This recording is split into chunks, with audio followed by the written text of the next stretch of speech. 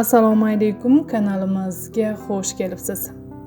Ginekologiyada, travmatologiyada, gastroenterologiyada, shuningdek lor sohasida, stomatologiyada faqatgina bitta mahsulot qalampirmunchoq yordam beradi. Agar bu sizni qiziqtirsa, marhamat, tinglang. Stomatologiyada qalampirmunchoq tish kasalliklarida tengsiz muolaja vositasi sanaladi. U zararlangan og'iz shilliq pardasi, karies, parodontoz, pulpitda yallig'lanishni yo'qotadi.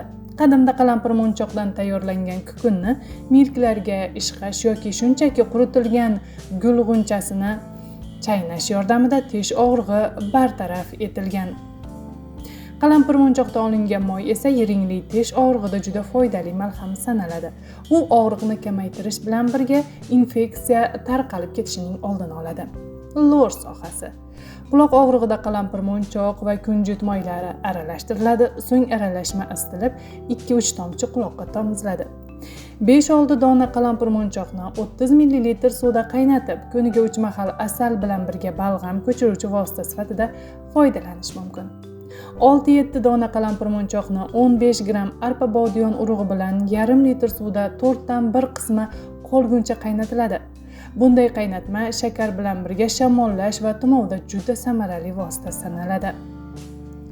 Qalampirmunchoqni osh tuzi bilan chaynash yo'talni bartaraf etadi.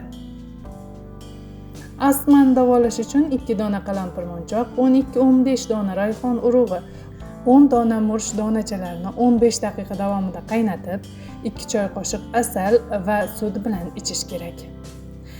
Qalampirmunchoq angina va qichoq tutishini davolashda tengi yo'q vosita. Buning uchun 200 ml sutni qaynatib, unga 5 dona qalampirmunchoqning maydalangan kukunini qo'shamiz. Qaynatmani issiqligicha og'izda biroz ushlagan holda mayda-mayda ho'plab ichish lozim. Oshqozonda kislota darajasi oshiqcha bo'lgan insonlar qalampirmunchoqni so'rib yursa, u me'yoriy holatga keladi. Hazm jarayonini yaxshilash uchun ovqatlanishdan bir necha daqiqa oldin 1 choy qoshiq asalga 1 chimdim maydalangan qalampirmunchoq qo'shib iste'mol qilish kerak.